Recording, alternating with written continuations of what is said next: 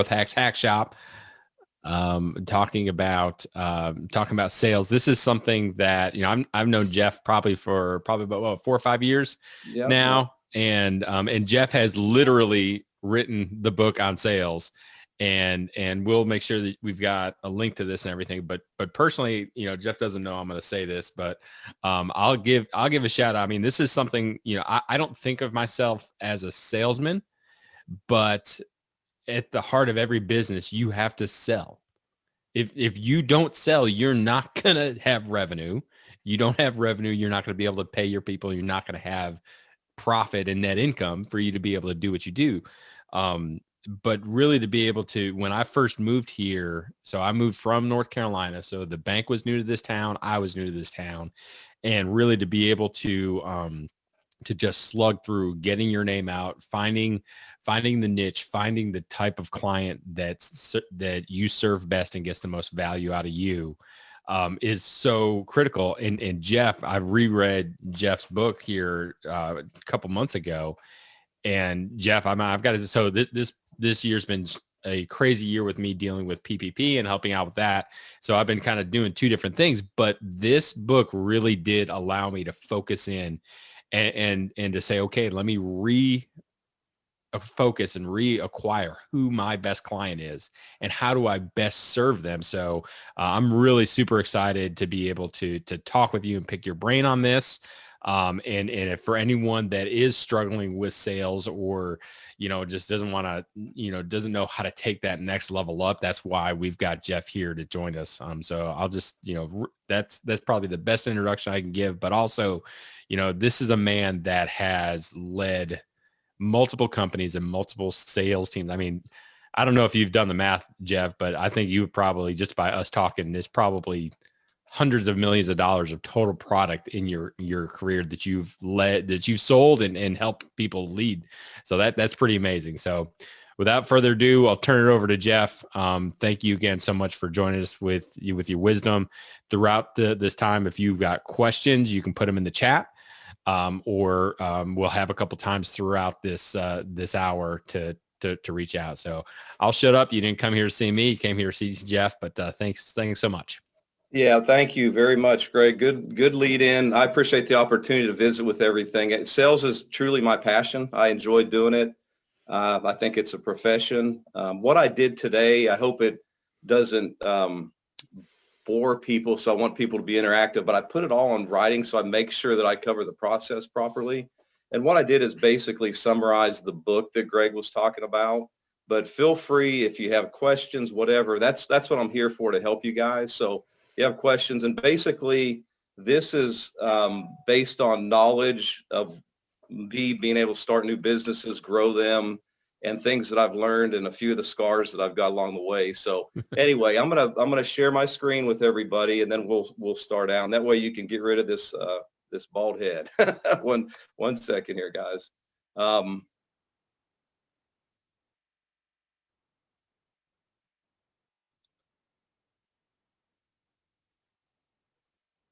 Okay.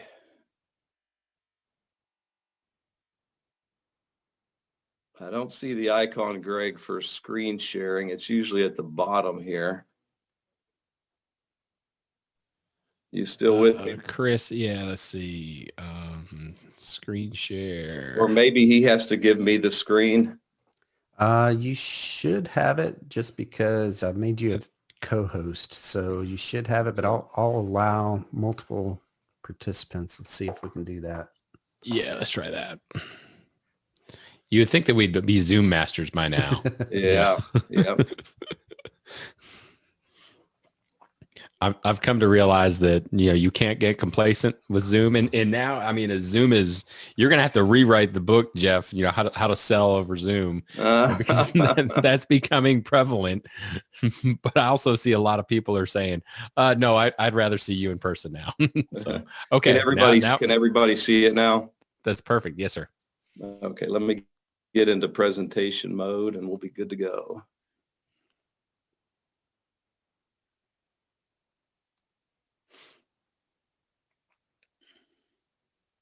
Oops.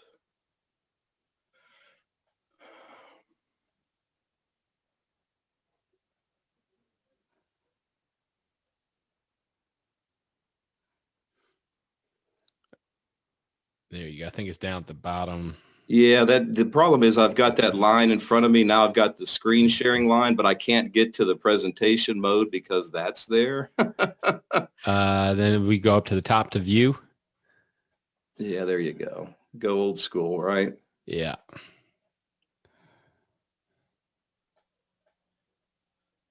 And I don't see it there. Presentation mode. I think it's the slideshow. If you're up in the menu. Yeah, I see normal, outline, slide sorter, notes page, and reading view. Look at the very top. At the top on the toolbar. Next to view and review, and then there's slideshow. There we go. There we go. Boom, boom. How many Aggies does it take to start a presentation?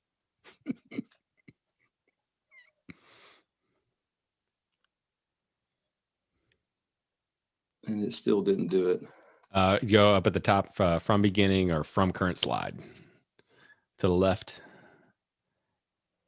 There we go. Good enough. Sorry, guys, for the delay. So anyway, this is the book that that Greg had talked about. And what I did here is I actually, there's a lot of similarities between fishing and sales. And probably 10 years ago, the light bulb went off and I said, man, at some point I've got to write a book and discuss this. So basically I labeled the book Gone Fishing, and I called it a complete tackle box for sales professionals, just to add a little bit of flavor and to draw out some similarities between sales and fishing. So the agenda today is really just a summary. I'll give you a real quick background overview. We'll spend time on the process. I want to make sure that we have some good key takeaways. Once again, guys, ask questions and whatever I can help you with, please bring it up, because that's why I'm here today. And then we'll go through a conclusion. But like Greg had mentioned, sales is so important to the business. A lot of people concentrate on two different things to grow profitability. There's operational aspects, and I've been very fortunate in my life to be on both ends of that. So you hear a lot of the continual improvement plans, Six Sigma, lean manufacturing. There's a lot of things, but a lot of people focus on operational goals and how to reduce expense, or as the Japanese would say, how to cut muda, which is waste, out of the system. And then there's sales growth and basically growing the top line. And of course, everybody knows the top line of income statements, the revenue or sales side. So my suggestion when you look at both of these is you want to do it without really overcomplicating the processes. And you want to keep it very simple and easy to understand. I've worked for Fortune 100 companies, and I've owned small companies, and really you can overcomplicate a lot of things, and I'm not a big fan of that. I think everybody should understand it, and you should be able to really go out and work your plans. So a little quick background on me. I'm an Aggie, class of 90, industrial distribution. I went to school a little bit late. I worked for my father for a few years, and he had a steel business. And then I was actually married with 2 kids when I went back to school, and finished in record time because I needed to get out and make income. But that's a whole different story. And then I went back to U of H in 97. I had a company that paid for my MBA. First started out with Goodyear and engineered products. We weren't anything to do with tires. It was all conveyor belting, hose, and power transmission products. Worked the wonderful coal fields of West Virginia and the Appalachia Coal Belt. Then went on to work for the Stanley Works as a sales engineer, which led up to a position as a venture manager. These are the folks that bought my MBA for me, and I was able to get a team of salespeople throughout the country, and we sold the specifiers, which were architects and engineers. Traveling a whole lot, had young kids, so I came back and I had the opportunity when I was 35 to manage a manufacturing plant, an Emerson plant. So I became a general manager, and I was on their global operations team. So we traveled to global areas every quarter and learned from all the different plants. In 2002, I jumped off the cliff, started my own business, loved material handling, started a material handling business, and then eventually grew that. I started 3 overhead door businesses from scratch. I sold that in 2016 and sold it to a equity capital group. Minor Corporation was a company that that you would know it by, and I stayed on as a VP for 2 years. And then I also had a manufacturing company that we built material handling equipment. So that's a quick overview. Married for 40 years, got 2 kids, 3 grandkids, live in Brenham, Texas, and really loving life. The process that I want to talk about today, here it is right here. So really it's a very, very simple process, but there's a lot to it. But of course, planning, working your plan, making decisions, measuring your success, and then making improvements. So that's the process. I'm going to leave all these slides with Greg or Chris, and you guys can, that's the reason I put it in writing, to make sure that you would have a copy of it. So once again, a lot of analogies back to fishing. So part of the planning is, what's biting. If you look at the first bullet point, most fishermen would rather catch fish than just cast and reel. I know that's what I would rather do. So how do we go about this, and how do we determine what's biting? So a lot of people, simply use networking. A lot of good source of information will come from salespeople that are calling on you that really know the industry real well. So it's always good idea to have good friends and to gather information. There's trade associations. We had in material handling, we had a trade association, and we had one in the door and dock business. There's always, if your business is in new construction, there's plan rooms, there's construction data sites that you can pull data from. But at some point, you've got to determine, what's biting out there. And what I mean by what biting is what customers that are actually buying product. A lot of people, I put internet on here, and I know everybody uses the internet, but people sometimes don't realize how powerful it is. So a lot of people fish there a little bit, but they don't fish there a whole lot to find information. And I know it's logical, but I'm telling you, there's a ton of information, and it's very easy to come by. So the first thing is determine what's biting, and the big takeaway, and that's the big takeaway here. So now that we know what's biting, sometimes we have a decision. The example I used relative to fishing is just a New England, a fisherman. Maybe there's bluefin tuna that's biting it, or cod. So which one of these do I want to catch? Well, a lot of it depends on the market conditions, and there's a lot of things to it. And just sidetrack real quickly, I was looking at the internet yesterday to see what the price of bluefin tuna was, and I think it was a 400-pound tuna that somebody paid $140,000 for sushi or whatever. So I know if the sushi bluefin tuna are biting and you're a fisherman in New England, that's probably a fish that you want to catch. My experiences on what I was trying to catch. So in Goodyear, I sold a lot of conveyor belting. So the fish there were typically large coal mines. They're pretty easy to find, and there was a tight network. So those are the people that use the products that I was trying to sell. For overhead door company, it was a little bit different, but it was fairly simple. So we a lot of the times looked for large manufacturing plants because large plants had a lot of doors. We also looked for large distribution centers. Our market areas where we hit about 150-mile radius of Brenham.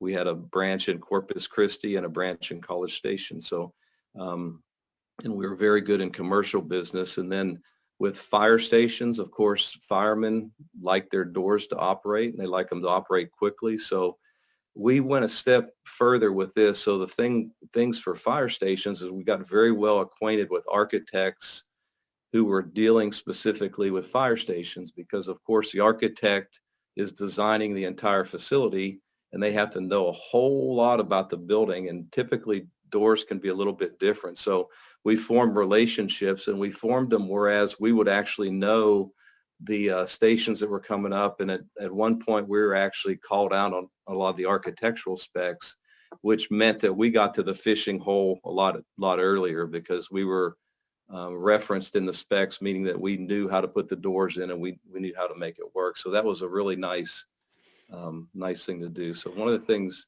Jeff, I got a question about that. So I think one thing that I try to do is to bring a lot of value to customers, and that kind of drives sales. So what did you do to bring value to the architects so that they would actually build your doors into the specs? So a lot of the times with architects and some other professionals, they get actually continuing education units, I think is what they're called. But I would sit in on meetings with overhead door corporation folks, and we would actually train the architects on all the aspects of the doors. You got to be very careful when you do it, because architects really don't want to be brand specific, because their goal is to have many options. But it's like everything else in life, you form relationships with these people and you help educate them. So you're pretty much the first go-to people that they come to when they need help, and those relationships go a long way, especially when they're dealing with the general contractors and so forth. So really that was it. The things that we would help them do is educate them, and a lot of big architectural firms are continually getting younger architects that need training. It takes time, but it was well worth the effort. But that's also an investment that you had to do to develop a CE course, probably go through some type of accreditation or something like that, that's not directly tied to your business. I mean, it's very tangential, but you had the foresight to say, I'm going to bring you value. I'm going to educate you. And then if I give you the answer and my door just happens to be the answer to the test, hey, that's great.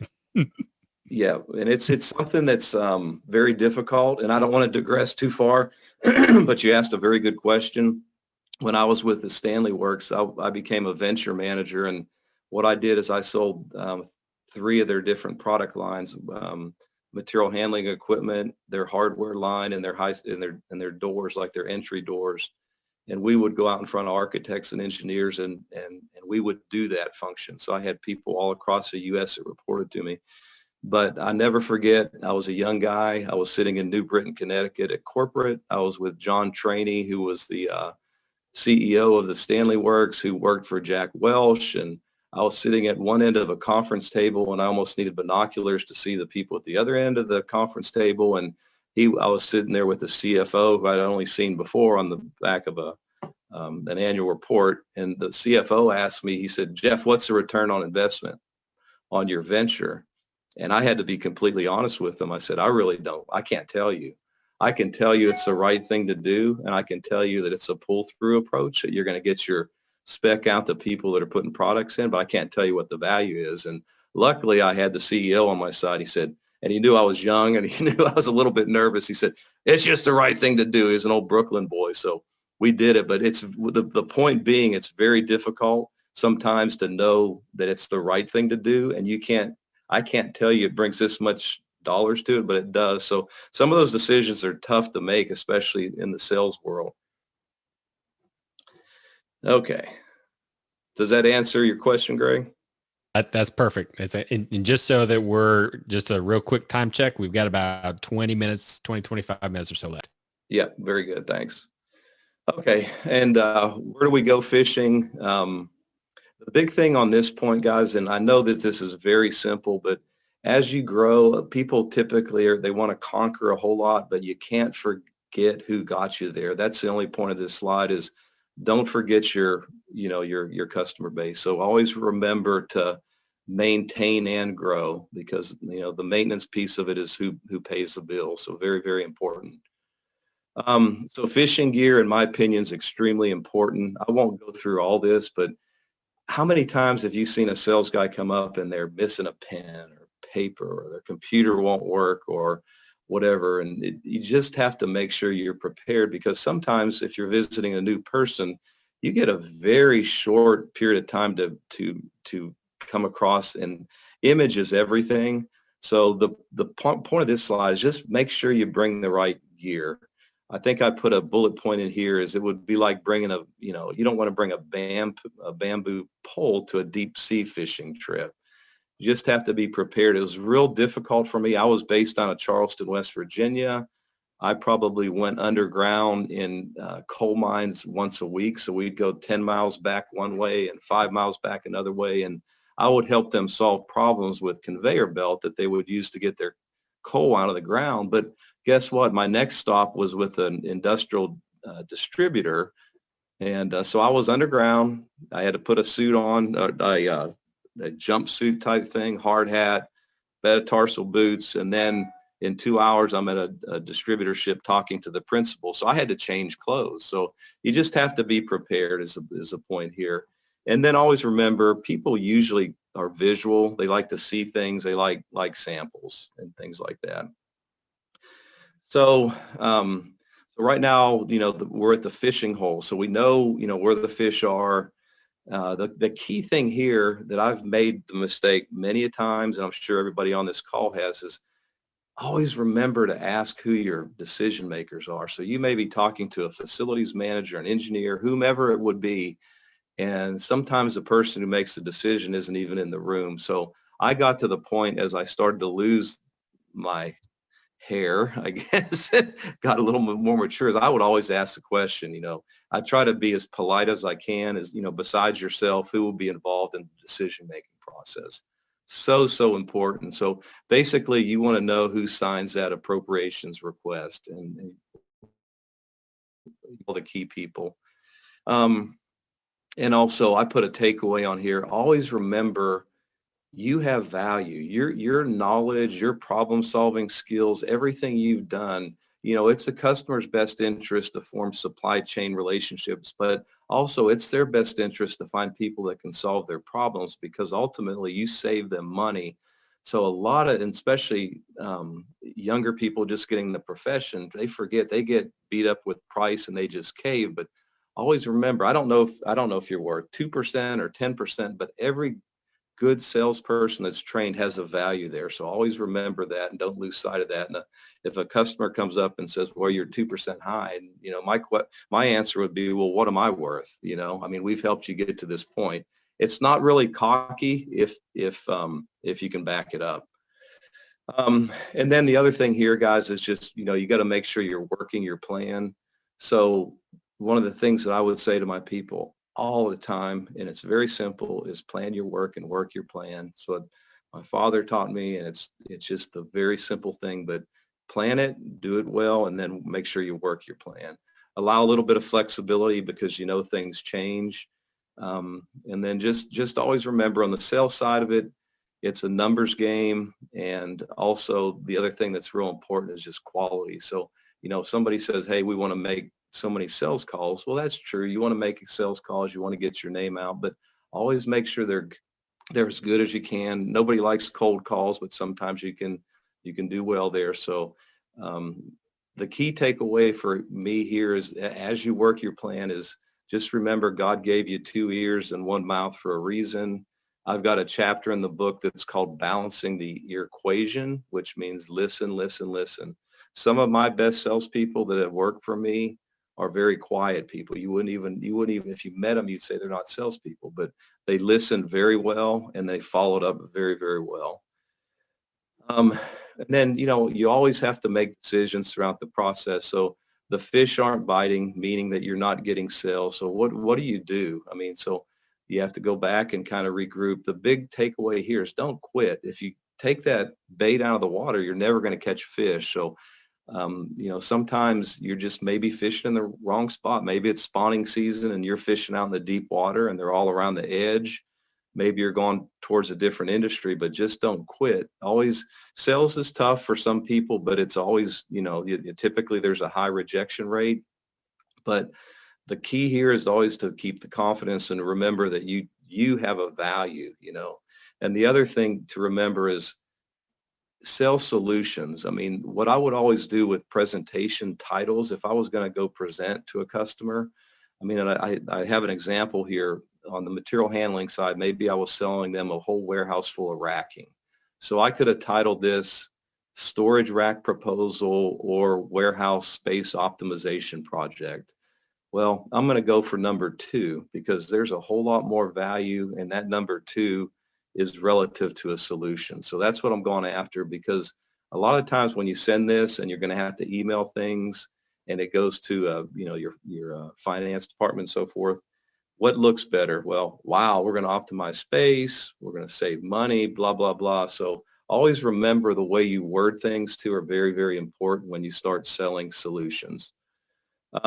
Measuring success, I won't go through all this, but just real simply, I threw out a scenario here that says, all right, I'm going to do an extra sales call every day.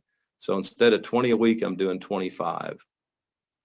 And of those calls, of those additional calls, which are 5 more a week, approximately 50 weeks a year, 250 a year, I'm going to sell 10% of those. My goal was $1 million.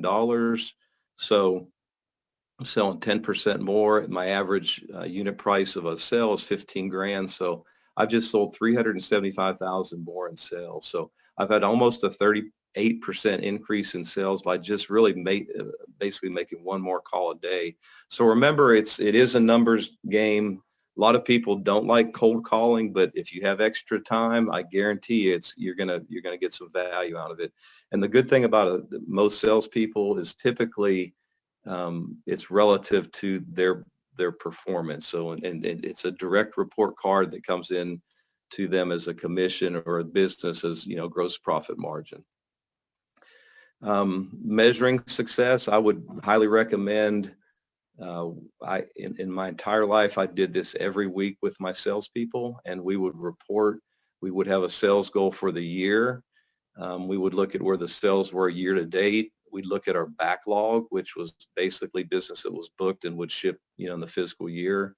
And then we would look at we called it 80% to close. And those were jobs that were committed that a customer said, I'm going to buy this, but you didn't have the PO yet. And then we'd add all that together, and then we would use only 80% of the committed. That's why we called it 80% to close. And we would know if we're on track or not. I would suggest on these type meetings to do it Monday. I've got a big section in the book. I'm not here really to sell books, but I put some reports in there. So if you're interested, it'll be a good reference for you. But I'd suggest Monday mornings if you're going to have a sales meeting, because if you do it Friday, guess what? You're going to miss people are going to forget a whole lot over the weekend. So I'd probably do it Monday mornings, get everybody on track, and then keep everybody accountable for their sales. Always remember lead times too. So if you have a backlog, number in there, make sure it's actually going to ship in that fiscal year, or the 80% to close. So really, really important. Making improvements. One of the things throughout the process is just make sure that you have the ability to continually improve things. I put in here that, the processes are like recipes too. If you leave out an ingredient or don't follow a sequence, you usually don't have a good outcome. So when you get your plan together, make sure you follow your plan. I put ASAR example here. You guys are probably wondering what that is, but ASAR is automatic storage and automatic retrieval equipment. So I think I put a slide in here. So we did space studies, and we would show people how much space they were saving. It got really detailed, and it was really time consuming, but it really sold us a lot of equipment. But we forgot about the accounting folks, and they were really just worried about what it was going to save them. So this little simple drawing that we had one of our engineers come up with, let's see. It sold so many jobs because guess what? We were leaving out the finance department. So we put this in here, and here was their space savings drawing, and it would equate to money, of course. So you can see the 20 by 40 space was what they had, and now I can put everything in a big vertical automatic storage and retrieval piece of equipment. And now the footprint's 9'3" by 9'3". So they know that they just saved 714 square feet. And if it's a hospital, maybe it's $500 a square foot. And they just saved themselves a whole lot of new construction money. So that little drawing right there was very, very beneficial in selling equipment. So just make sure you have the information for everybody making the decision. The key takeaways, guys, I'm almost finished here, and then we can talk. But just once again, determine what's biting. Don't forget your existing customers. Always, you want to make sure you maintain and grow. Be prepared, be prepared, be prepared. The good image is very important because sometimes you have a very short period of time to have that good image.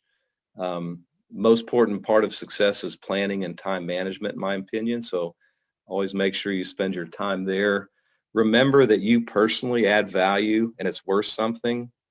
Don't quit. Remember the E equation, which is listen, listen, listen. Always remember that processes are like recipes. And here's a few things I didn't talk about. Try to understand, and I'm not going to go into this in detail, but understand the difference between percentage markup versus percentage gross margin. There's not really a percentage markup on a P&L, but there is a percentage gross margin to sales. So always remember, try to put things in gross margin. Somebody says, hey, I'm going to put 25% on that. The first thing I'm going to ask is that markup or margin, because markup, 33% of markup is only 25% of margin. So be sure you know that. Be professional. People are always watching you. So, be as professional as you can.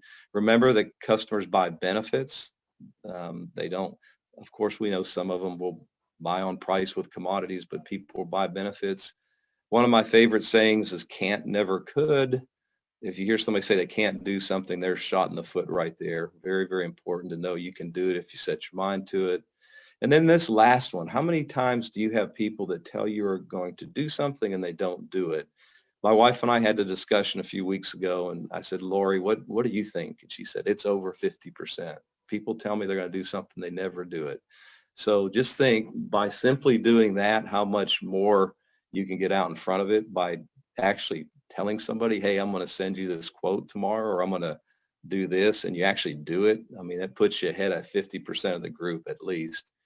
And then the last thing, guys and gals, don't forget life's short. So this planning thing that we're talking about today, it actually helps you with your time management so you can spend more time with the people you love and your family. So don't forget about your personal life. I read a great book. It's been 2 or 3 years ago now, and I highly recommend it. It has a lot to do with planning. It has a lot to do with work and personal planning. It's called Living Forward by Michael Hyatt and Daniel Harkavy. And man, it's a great book. So I'm not here really to solicit for them, but I enjoyed the read and it's relevant to today's planning lesson. So that's it. You can see we got our big stringer of fish there. Do I have any questions or comments?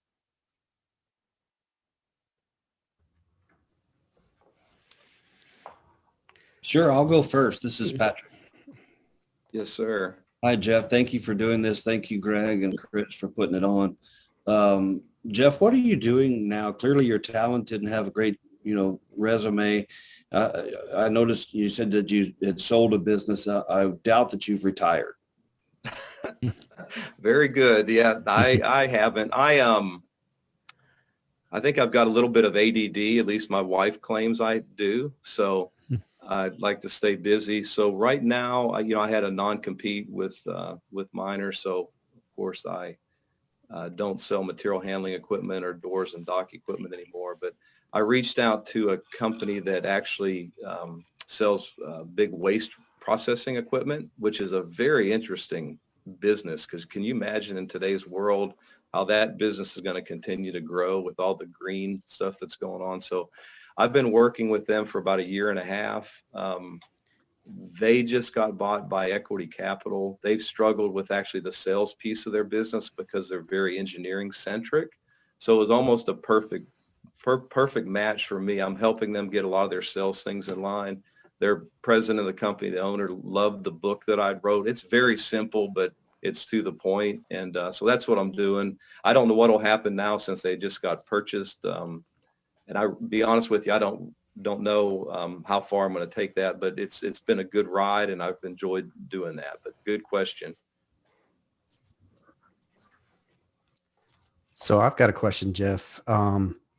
If you were going to walk into, let's say, another overhead door company or another company like that, and I know that you can't because of your non-compete, but if you were going to do that, what would you do right now, as kind of your first thing that you would do to kind of fix their sales? Oh, that's a loaded question. Good question. And it really, what I'd have to do is kind of dig into it and see what they're currently doing. And this isn't a knock on any overhead door company, but when I was, I got into material handling. So we designed warehouses, conveyors, automatic storage and retrieval, racking. We had to get in cranes. We had to be very knowledgeable. We had to sell equipment. We really had to sell. When I started growing the overhead door business, they really, for the most part, They had the name, it came to them, and there was very little sales effort. So if it's like a traditional overhead sales outlet, I would probably really see what they were doing, and then I would start to develop a plan. And then I truly think it's very important to keep people accountable. So everybody, in my opinion, should have a goal. The goals all should equate to whatever the leadership is, and then you should meet very regularly and hold people accountable. What I found with sales goals is I bring all the sales guys together. We meet, we share our numbers. I've been very open with the numbers, because the sales guy is responsible for numbers, but only to the gross profit margin line, because they don't really have operating expense responsibilities, but we would share the numbers.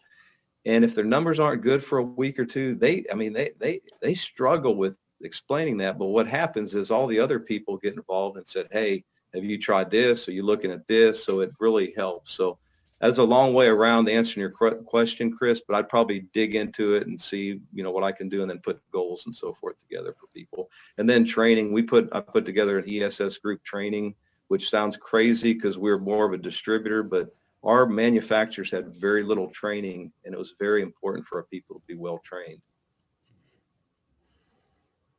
And I like on your point earlier where you talked about training, for the architects and stuff like that. Would you, in this day and age, post-COVID, all that kind of stuff, would you do that more on something like what we're doing now, or would you still push for an in-person training with them?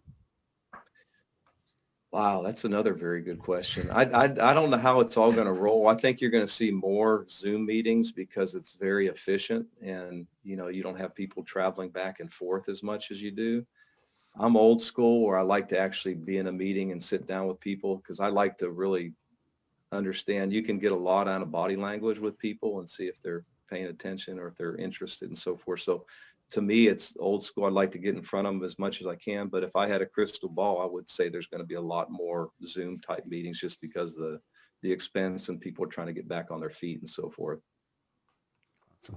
Love it. So one last question, because we are Aggie Growth Hacks, right? What is your biggest sales hack that you can share with the group? And I'm putting you on the spot, I know, but. So tell me, explain what a sales hack, what are we trying to get to there? The Pareto's law, 80-20, right? So what is the smallest thing that you can do that's going to move the biggest lever? Wow.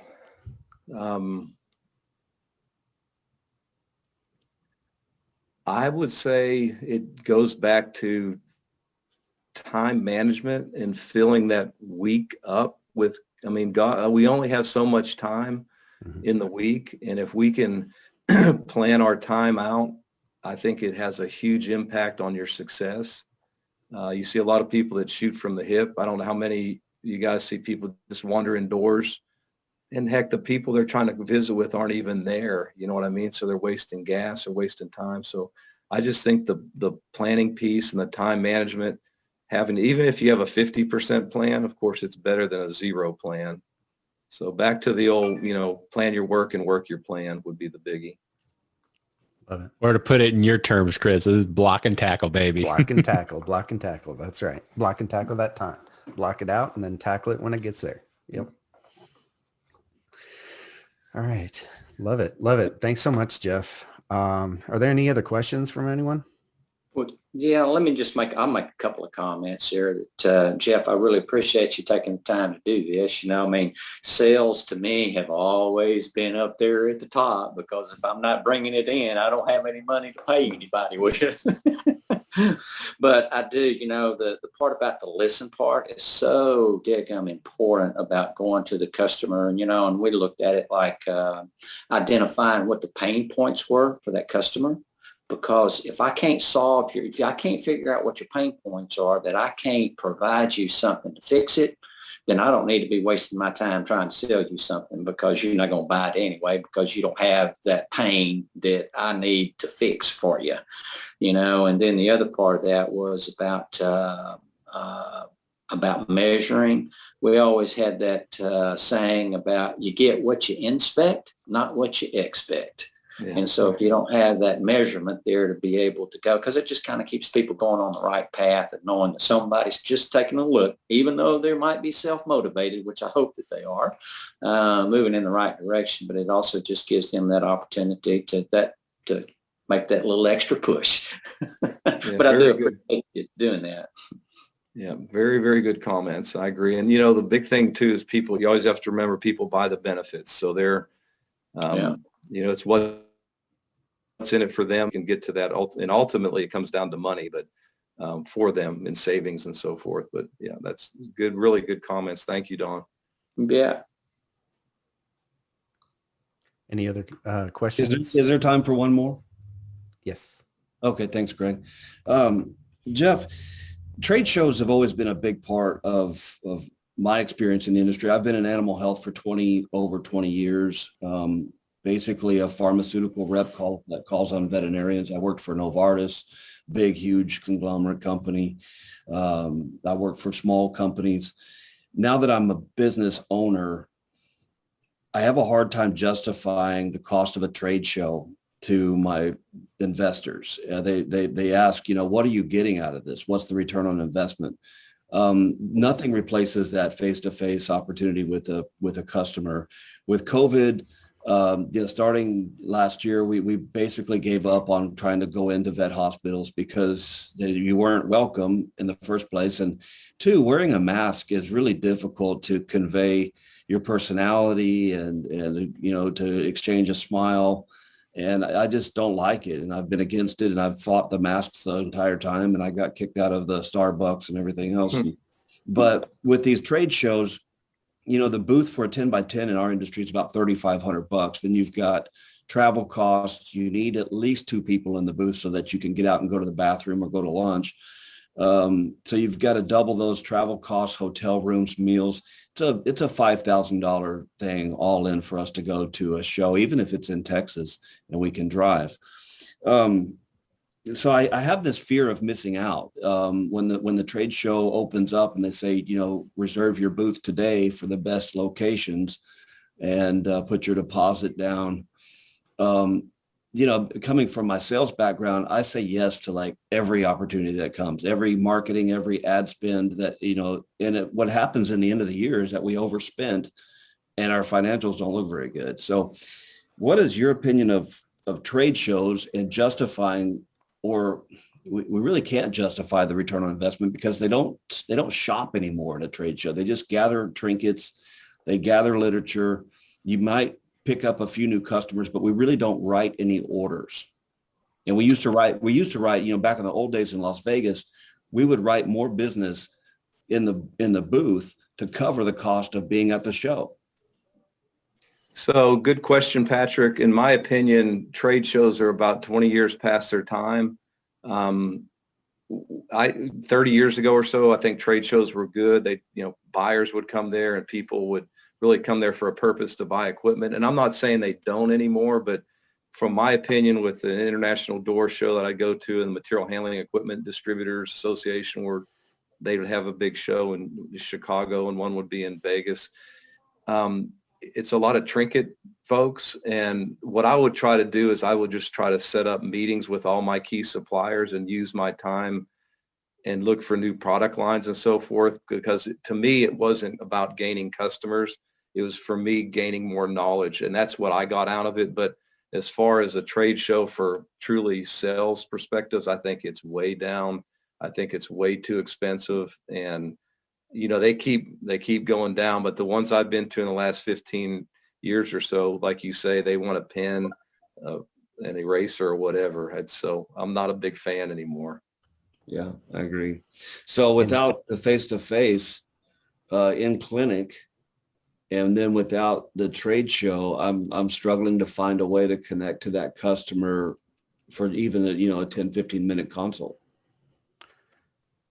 Yeah, so that in that case, Patrick, the value may be there for you if that's the only touch that you have. But what I found with trade shows, a lot of my customers weren't going to trade shows, so I'd have to actually, reach out to them in different ways. So yours may be a little bit different.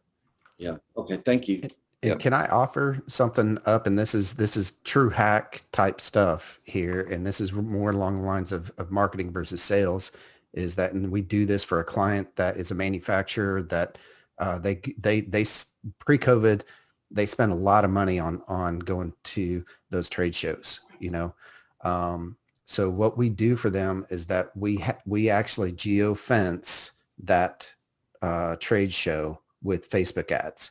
And anyone who comes in within that fence, then the ads are showing to them, and they follow them around after they leave when they go home, so that we're getting the presence for those trade shows with specifically Facebook and Instagram ads, you know, so that if they're on either one of those platforms, they're going to get tagged. So that's kind of that hack. And then on top of that, in order to, we provide value. So whatever value, you know, that manufacturer wants to provide, mostly in educational type stuff, you know, those ads follow them around, and it's really just a top of mind awareness type thing. So.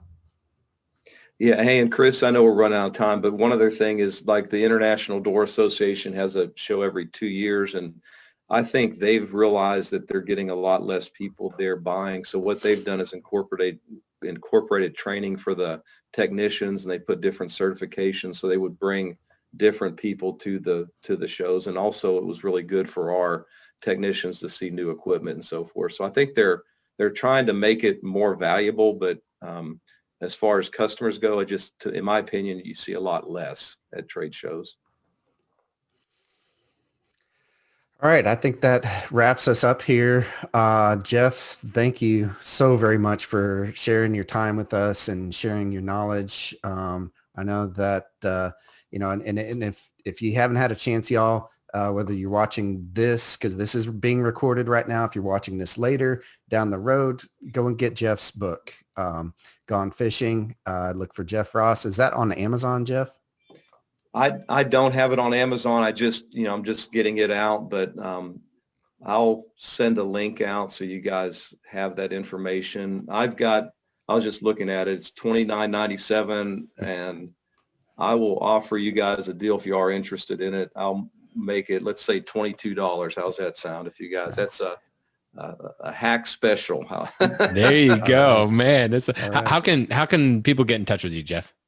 Through it would be jross at Lunker, LUNKER sales.com. And feel free to call me if you guys need any help. I enjoy sales. I enjoyed visiting, you know, and all that. If you guys need any help whatsoever, please give me a call. Love to help you out. Awesome. Thank you so much. Really appreciate your time. Really appreciate your knowledge, Jeff. We want to give a huge shout out to the McFerrin Center, our sponsor, that is helping us get more information out and hacks out to Aggie entrepreneurs worldwide. If you're an Aggie entrepreneur and you don't know who the McFerrin Center is, please go search them up right now. They have a program for you. We also, I wanted to let y'all know that we do have a lot of hack shops that are upcoming. These are new this year. We've gone through, what is this, Greg? Our fourth one, something like that. Yep. We have several more on the plans on the books this year. Our next one is going to be on August 20th at 10 a.m. Central Standard Time, Aggieland time. And that's going to be EOS Hacks Hack Shop. We're going to be going over what Entrepreneur's Operating System is. A really brief overview on that, but really digging down into what is the hacks, what are the things that we can implement now to drive big results. So that's August 20th at 10 a.m. In September, we've got hiring hacks hack shop. We also have on October 15th, management hacks. And then November 19th, we've got potential strategic banking hacks. I'm wonder who's going to be doing that one. You'll just have to sign up to find out. All right. Well, thank you all so much for showing up. I'm going to kill the live feed on Facebook right now. And if you want to just kind of hang around, we can do that. Thank you all so much for showing up. Thank y'all so much. Thanks, Jeff. Really appreciate the wisdom. Thank you, guys. Thank you all. Have a good weekend. And gig 'em. And gig 'em. Thanks and gig 'em, baby. Thanks.